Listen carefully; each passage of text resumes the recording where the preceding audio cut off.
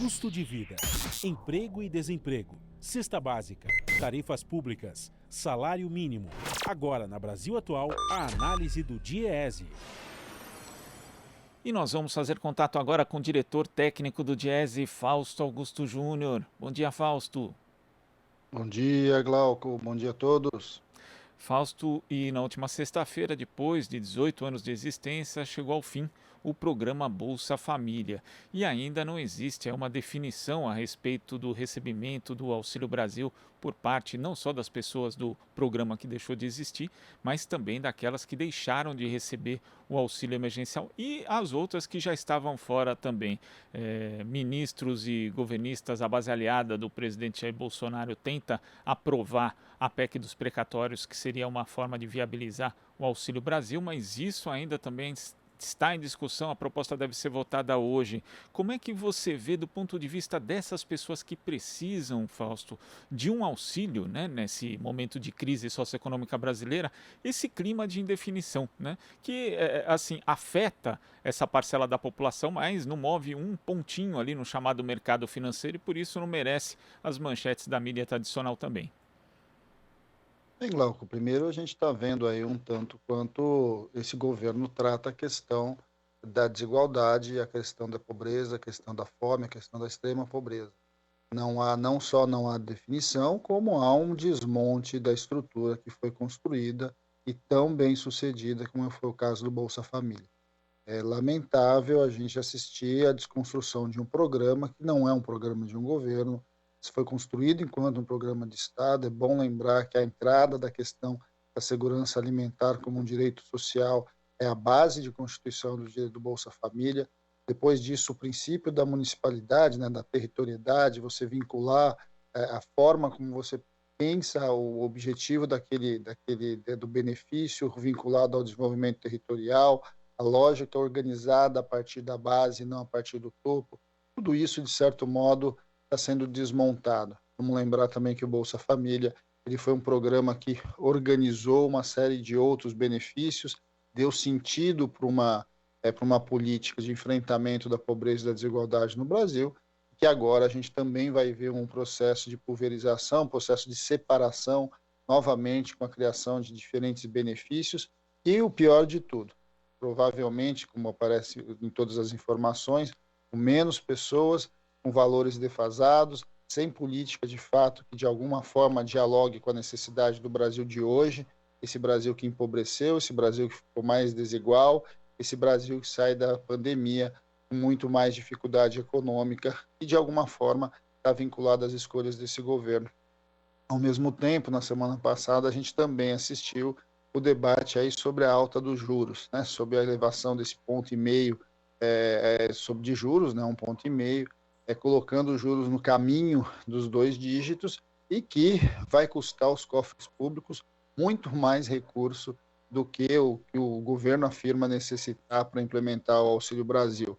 Ou seja, de um lado a gente está vendo recursos para os pobres sendo retirados, direitos sociais sendo desconstruídos, e de outro a gente está vendo mais recursos saindo do Tesouro, saindo do fundo público, saindo dos nossos impostos para o setor financeiro, ou seja, aqueles que mais ganham, aqueles que mais têm, de novo num processo de ampliação da nossa desigualdade.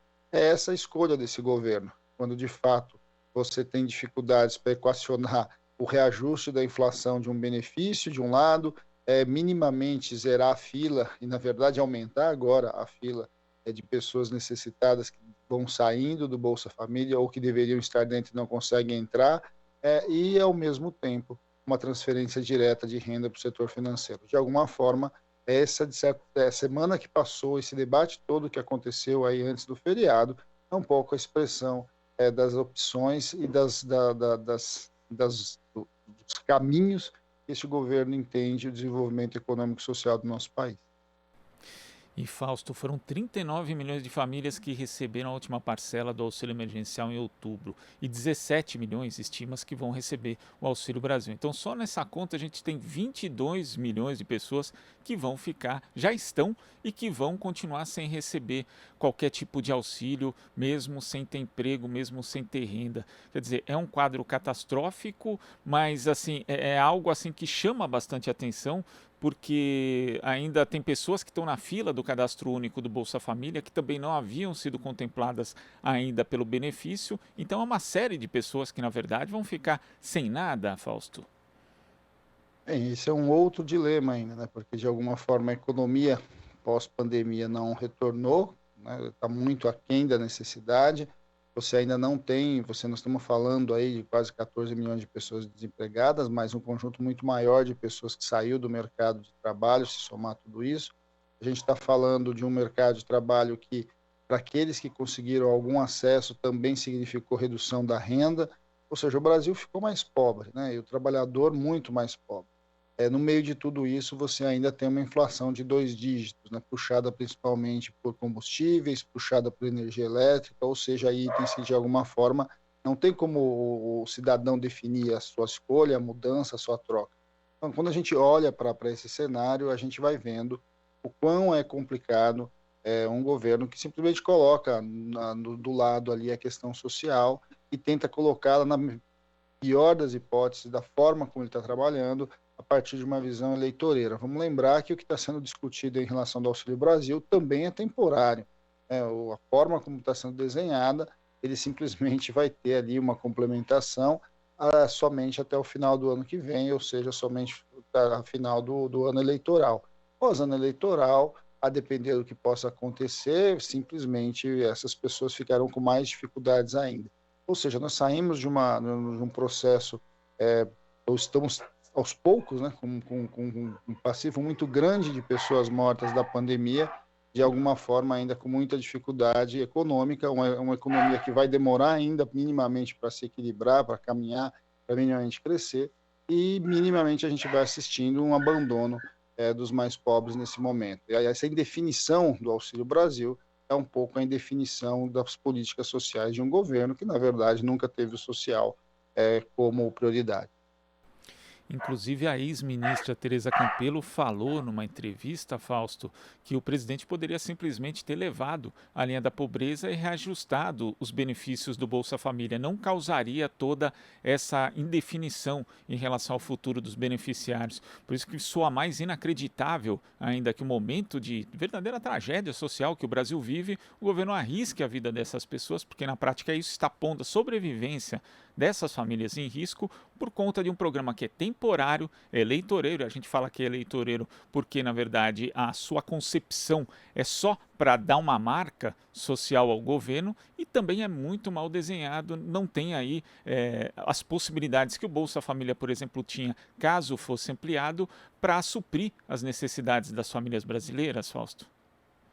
Era muito mais simples ter mantido o Bolsa Família, ter reajustado o valor e ter ampliado os números de beneficiários. Ou, na verdade, no caso do que está sendo proposto, era muito mais simples ter basicamente corrigido o valor do Bolsa Família e zerado a fila que você tinha no Cade Único.